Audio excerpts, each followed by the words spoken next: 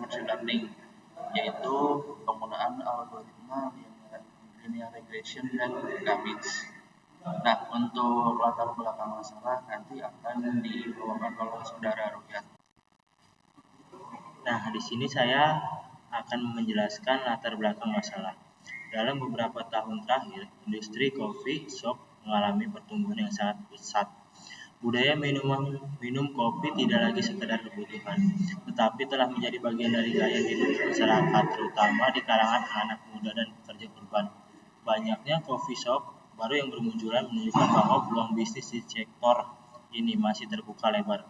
Namun di sisi lain juga menandakan tingginya tingkat persaingan di pasar. Perubahan perilaku konsumen yang semakin mengutamakan kualitas rasa, kenyamanan tempat, serta pengalaman unik saat menikmati kopi menuntut para pelaku usaha untuk terus berinovasi dalam produk layanan dan strategi pemasaran. Selain itu, perkembangan teknologi digital dan media sosial juga menjadi faktor penting dalam bentuk citra dan memperluas jangkauan pasar coffee shop di era modern ini.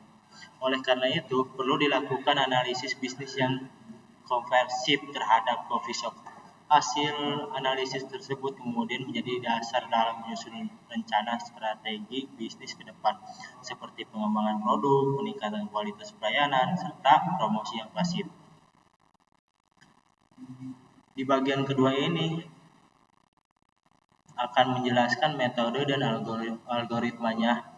Metode supervised dan unsupervised learning. Supervised learning adalah metode pembelajaran machine learning di mana model dilatih menggunakan data yang sudah diberi label. Artinya, setiap data pelatih sudah memiliki input, fitur, dan output target yang diketahui. Tujuannya adalah agar model dapat memprediksi output baru berdasarkan pola dari data sebelumnya. Unsupervised learning adalah metode pembelajaran machine learning, di mana data yang digunakan tidak memiliki label output. Artinya, sistem tidak diberitahu jawaban yang benar, melainkan diminta mencari pola, hubungan, atau struktur tersembunyi di dalam data secara otomatis. Model ini belajar hanya dari data input, tanpa mengetahui hasilnya. Tujuannya adalah untuk mengelompokkan, menemukan kesamaan, atau mengurangi dimensi data. Nah, di sini bagian regressi linear adalah algoritma supervised learning yang digunakan untuk memprediksi nilai numerik kontinu berdasarkan hubungan linear antara variabel input dan output. Contohnya, kegunaannya menentukan tren permintaan pelanggan dari waktu ke waktu. X-Men adalah algoritma unsupervised learning pembelajaran tanpa label yang digunakan untuk mengelompokkan data menjadi beberapa klaster kelompok berdasarkan kemiripan data.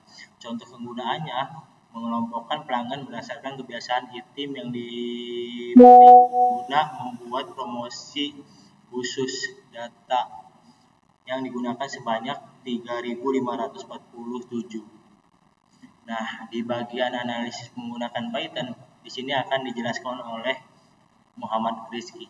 Selanjutnya kita akan menganalisa tentang coffee shop menggunakan Python. Nah, pada source code yang sudah dijelaskan pada tampilan PowerPoint ini, pertama kita harus menginput library pandas, yaitu untuk mengelola dan menganalisis data dalam bentuk tabel atau data frame. Kemudian kita import matplotlib, modul untuk membuat visualisasi data seperti grafik batang, garis, scatter, histogram, dan lain-lain. Lalu ada library seaborn, memberikan tampilan grafik yang lebih menarik, modern, dan mudah digunakan. Lalu ada Scalene linear model, digunakan untuk membuat model prediksi supervised learning yang memperkirakan nilai kontinu, seperti memprediksi penjualan kopi berdasarkan harga.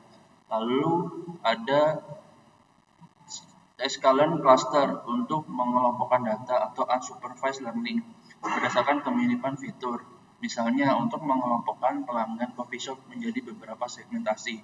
Lalu ada Scalene pre-processing, yaitu alat untuk menormalisasi atau menstandarisasi data berguna agar setiap fitur memiliki skala yang sama dengan nilai min 0 dan standar deviasinya adalah 1 sebelum digunakan dalam model seperti K-means atau regresi linear. Lalu jangan lupa kita menginput library NumPy digunakan untuk menangani array, perhitungan statistik, dan operasi matematika kompleks yang cepat dan efisien.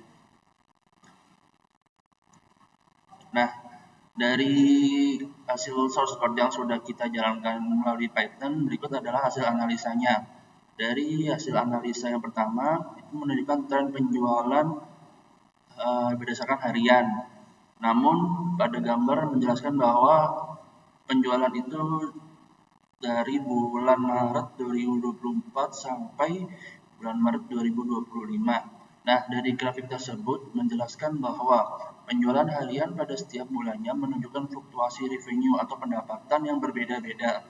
Akan tetapi, jika dilihat pada periode bulan September sampai November 2024, terdapat lonjakan yang signifikan, di mana biasanya pada bulan-bulan tersebut memasuki musim penghujan sehingga intensitas traffic maupun transaksi yang datang ke coffee shop mengalami lonjakan.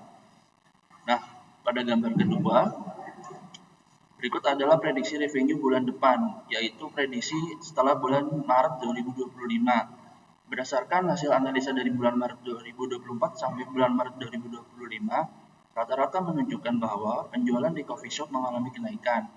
Hal ini bisa menjadi prediksi, bahkan acuan bahwa di bulan-bulan berikutnya akan mengalami kenaikan revenue juga berdasarkan data historis yang ada pada grafik. Nah, untuk gambar ketiga, ini adalah distribusi metode pembayaran. Dari data yang kita input, kebanyakan pembayaran menggunakan tipe kartu. Nah, selain tipe kartu, kita juga bisa melihat bahwa selain diprediksi mengalami kenaikan revenue, bahwa item-item seperti latte, americano, cappuccino, americano, dan hot chocolate memberikan sumbangsi yang cukup besar terhadap pendapatan coffee shop.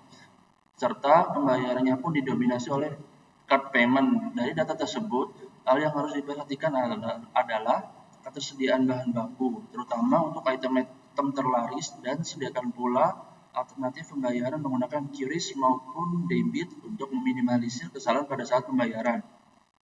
Nah, pada gambar berikutnya adalah heatmap revenue cafe. Pada gambar tersebut adalah menggambarkan bahwa traffic mulai ramai itu biasanya di jam 4 sore sampai jam 9 malam, terutama pada hari Jumat sampai Minggu. Hal ini biasanya dikarenakan pada jam-jam tersebut banyak kegiatan seperti sekolah, kampus, bahkan kantor yang telah selesai beraktivitas di jam tersebut, sehingga hal ini sangat mempengaruhi traffic di coffee shop. Nah, untuk strategi bisnis, itu nanti akan disampaikan oleh saudara Rizky Andika. Untuk yang keempat ini adalah strategi bisnis. Strategi bisnis dalam era digital saat ini adalah machine learning memiliki peran penting dalam membantu dunia bisnis mengambil keputusan yang lebih cepat, akurat, dan berbasis data. Melalui kemampuan untuk menganalisa pola dan tren dari data historis, machine learning dapat memberikan wawasan mendalam mengenai perilaku konsumen, aktivitas pemasaran, hingga proyeksi penjualan di masa depan. Dengan menerapkan algoritma machine learning seperti klarifikasi, regresi, dan clustering, coffee shop dapat mengelola beberapa, yaitu ada mengelompokkan pelanggan berdasarkan kebiasaan dan preferensi pembelian. Yang kedua ada memprediksi permintaan produk di masa depan. Yang ketiga ada menganalisis faktor-faktor yang mempengaruhi penjualan. Yang keempat ada serta mengoptimalkan strategi pemasaran dan stok barang. Berdasarkan hasil analisa yang didapat, kita dapat membuat action plan sebagai berikut. Satu, ada buat plan matrix secara berjangka baik daily, weekly, maupun monthly. Yang kedua, ada buat promosi yang menarik terutama di jam yang tidak terlalu ramai dan produk-produk yang jarang terjual. Yang ketiga, ada buat promosi khusus pelanggan setia. Yang keempat, ada latih staff dan barista untuk menghadapi rush hour agar operasional coffee shop tetap kondusif. Yang kelima, ada tambah part-time bila memang diperlukan, terutama di weekend. Yang keenam, ada buat produk-produk baru serta inovasi terbaru agar pelanggan tertarik dan tidak bosan. Ya, mungkin itu saja presentasi dari kelompok kami. Kurang lebihnya mohon maaf. Wabillahi taufiq wal hidayah. Assalamualaikum warahmatullahi wabarakatuh.